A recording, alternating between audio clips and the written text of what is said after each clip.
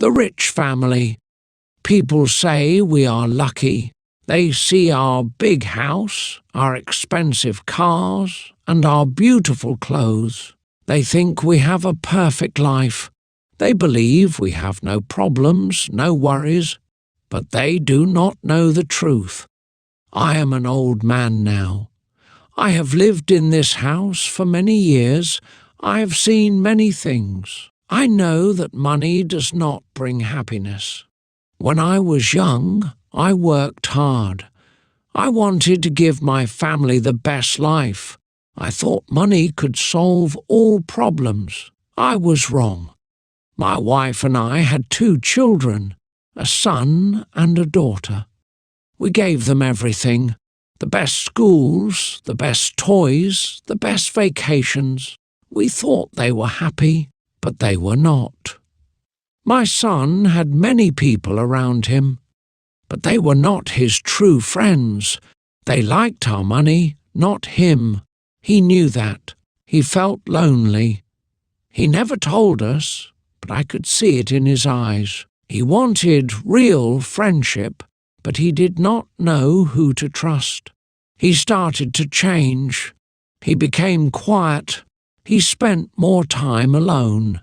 My daughter was different. She was always quiet, always serious. She wanted to make us proud. She worked hard, studied a lot, and always got good grades.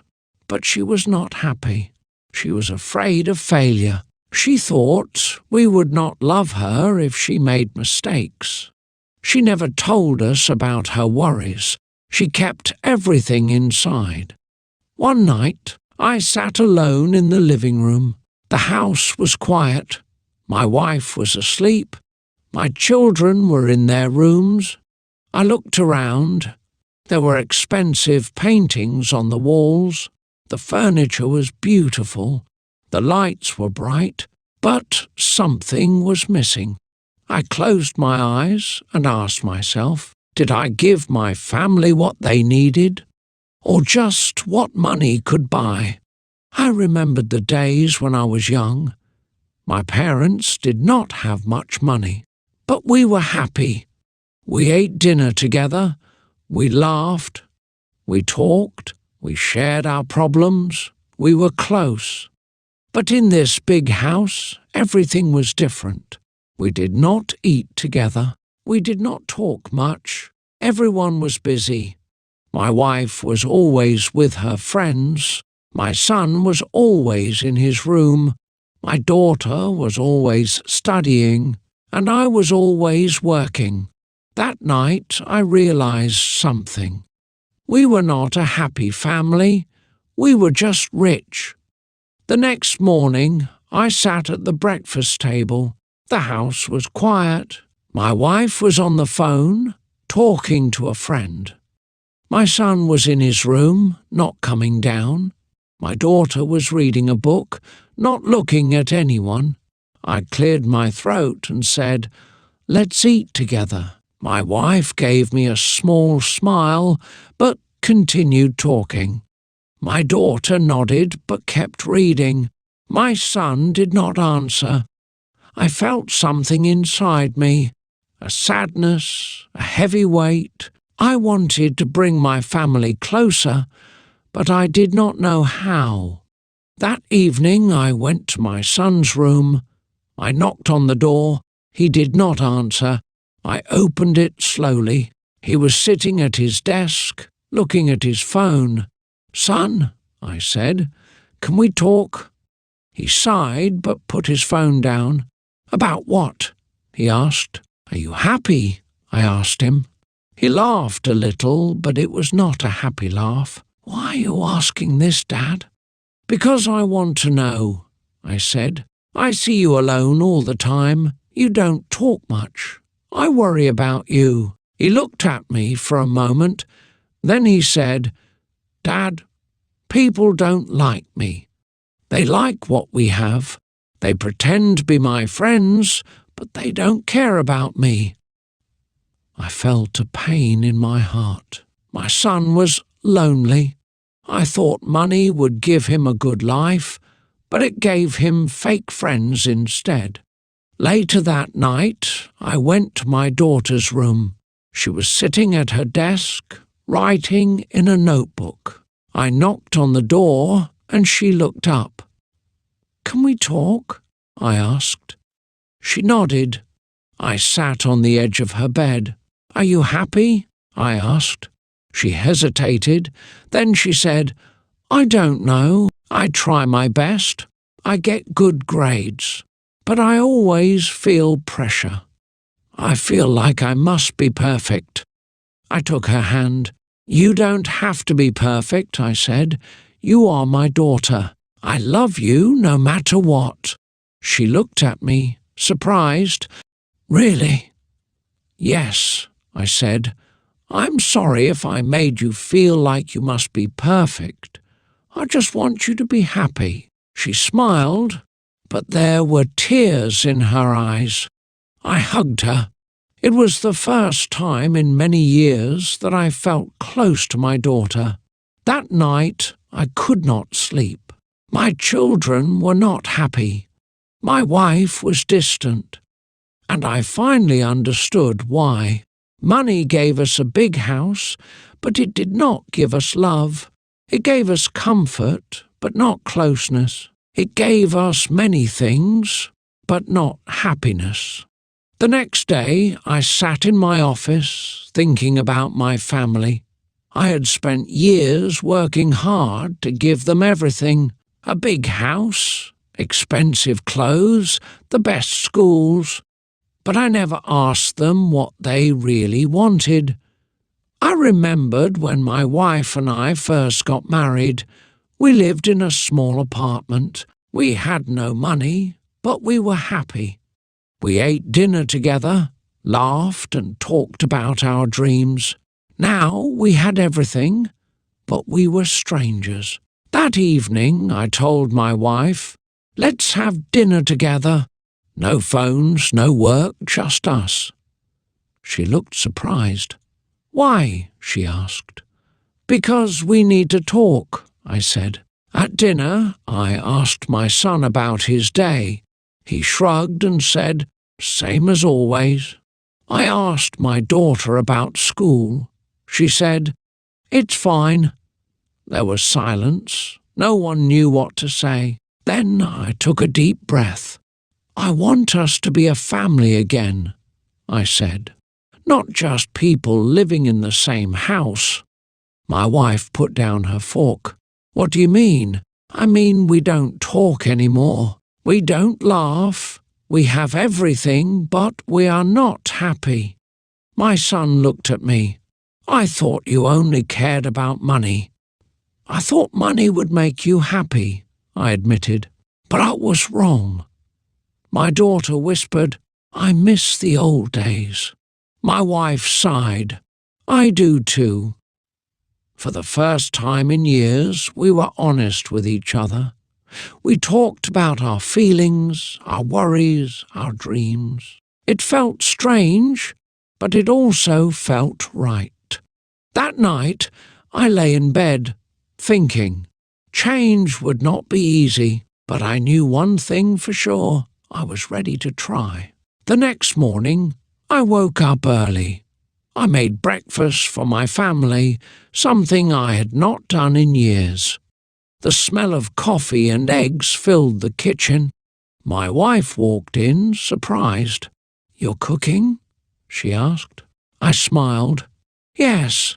Sit down. Let's eat together." My son and daughter joined us. At first they were quiet, but then my daughter laughed. "Dad, you burned the toast." I laughed too. I guess I need more practice. For the first time in a long time, we ate breakfast together. No phones, no rushing, just us. After breakfast, I decided to take a day off from work. Instead of meetings, I spent time with my family. We went to the park, walked by the lake, and talked. My son told me about his favorite music. My daughter told me about her best friend. I realized how much I had missed. Later that night, I sat with my wife. "I want to change," I told her. "I don't want to be the man who only cares about work." She held my hand. "Then let's change together." I looked at my family. We were still learning, still trying, but for the first time in years, I felt hope. Maybe we didn't need a big house or expensive things. Maybe all we needed was each other. Days passed, and I tried to spend more time with my family. I came home early from work. I ate dinner with them. I asked my children about their day. At first, they were surprised, but slowly things started to change. One evening, we sat in the living room together. My son was playing a video game, and my daughter was reading a book. My wife was watching a show on TV. I looked around and felt something new, peace. "Can I play?" I asked my son. He looked at me, shocked. "You want to play a video game?" He laughed. "Why not?"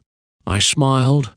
He handed me the controller and explained the rules. I was terrible at it, but we laughed together. My daughter put down her book and joined us. My wife watched, smiling. That night we played for hours. It felt like we were a real family again, not just people living in the same house, but truly connected. The next morning I had breakfast with my wife. She looked at me carefully. "You are different," she said. "I feel different," I admitted. For so long, I thought money was everything. I worked hard to give us the best life, but I forgot what really matters. She held my hand. "You still have time to fix things." I nodded. "I will." At work, I made another big decision. I told my assistant to cancel my late meetings. "From now on, I go home at 6, I said. He looked surprised. "Are you sure, sir?" "Yes," I said firmly. "My family needs me." That evening, when I walked through the door, my children ran to me. "Dad, you're home early again." I hugged them. "Yes, and I plan to be home early every night." They smiled, and at that moment, I knew I was finally making the right choices. Months passed, and our home felt warmer. We laughed more, we talked more, we spent time together. It was not perfect, but it was better. One evening, my wife and I sat on the balcony watching the sunset. She sipped her tea and smiled. "You seem happier," she said. "I am," I replied. "For the first time in years, I feel truly happy." She reached for my hand. "I missed this version of you," I sighed. "I missed him too."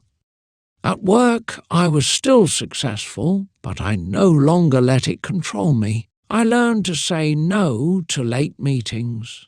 I made time for my family. One day, my daughter came to me with a big smile. "Dad, I got the highest grade in my class." I hugged her. "I'm so proud of you." My son joined in. "And I scored the winning goal in soccer today." I laughed. "I wish I could have seen it." "You can come to my next game," he said. And I did. I sat in the front row, cheering for him. My wife and daughter sat beside me, clapping and laughing. It was a simple moment, but it meant everything. That night, as I tucked my children into bed, my son looked up at me. "Dad, you're different now." I smiled. "I just realized what matters the most." He nodded. "I'm glad you did." As I walked back to my room, my wife whispered, "You finally understand, don't you?" I kissed her forehead. "Yes, money can buy a big house, but love makes it a home." And for the first time in a long time, I felt truly rich.